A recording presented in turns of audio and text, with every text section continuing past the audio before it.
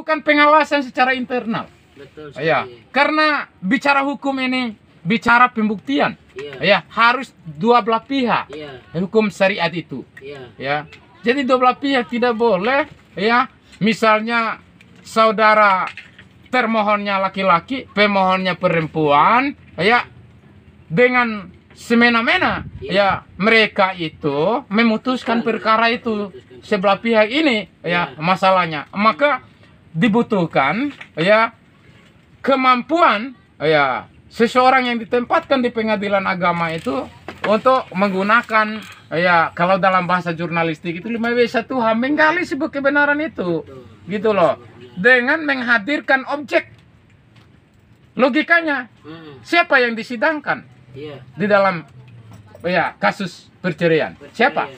Kan kedua belah pihak. Ya ini kan ada saksi-saksinya. Iya. Dan ada juga dokumen-dokumen lain yang harus dilengkapi dalam persidangan misalnya. Tapi kelihatannya kalau untuk majelis hakim, tentu ketua pengadilan agama pada hari ini saya katakan gagal paham. Kenapa? Karena regulasi yang dibuat oleh mereka itu sepertinya abuse of power. Tidak pernah mereka melakukan sosialisasi kepada masyarakat terkait misalnya ada syarat-syarat dan ketentuan untuk mengambil akta cerai. Ya mereka misalnya mengeluarkan lah yang semacam surat kuasa, tetapi justru surat kuasa tersebut tidak pernah disosialisasikan. Ini seperti ini model formatnya. Nah, karena itu sebagai Komite Anti Korupsi Indonesia tentunya harus lebih mendorong kepada KY agar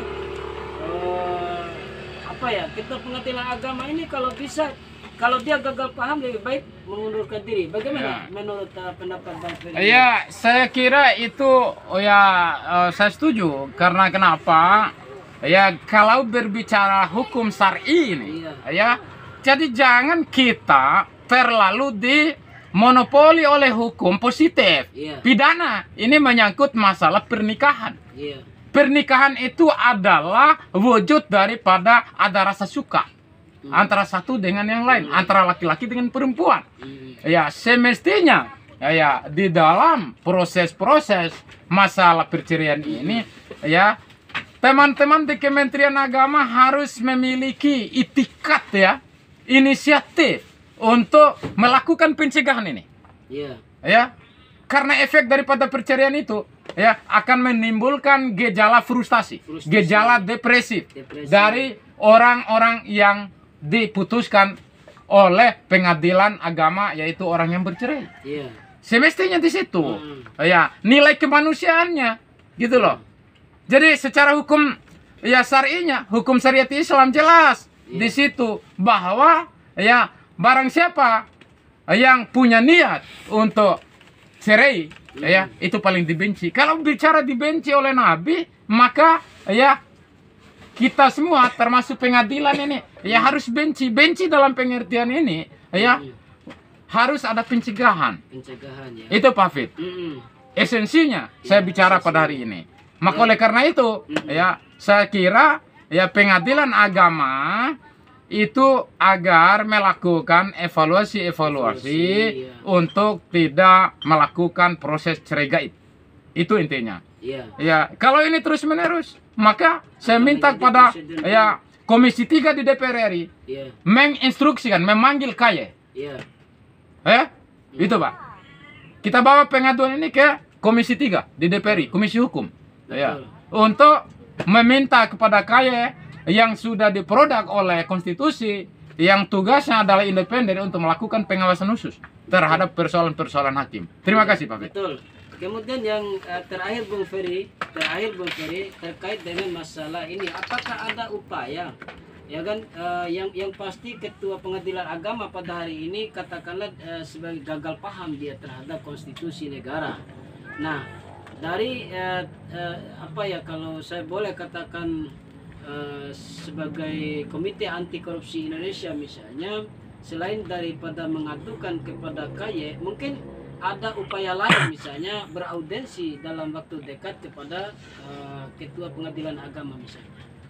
Ya, saya kira ini kan perlu diminta klarifikasi Iya. terhadap persoalan yang saya kira ya ini sudah menjadi budaya yang terjadi di pengadilan agama. Masalah cerai gaib ini saya paling ya kecam, ya paling tidak setuju karena ini menyangkut masalah kemerdekaan ya daripada objek yang digugat.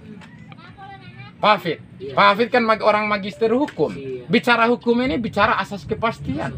Bicara asas kepastian maka kita harus mensidangkan dua objek. Iya. Tidak boleh ya melakukan persidangan kebetulan saksi ini kan subjektif sifatnya. Iya. Sifatnya subjektif. Ya jadi dia menceritakan berdasarkan selera ya Iya. pemohon. Iya. Lalu bagaimana saksi dari termohon? Iya. Ah, Apakah ini juga kan aneh. dipertimbangkan, ya? Ya, aneh. Ya, dan sangat ironis sekali. Ya, cara berpikir teman-teman di pengadilan agama. Ya, bisa memutuskan perkara tanpa ada ya termohon. Mm-mm. Ya, Betul. itu kejahatan, saya Iya. kira.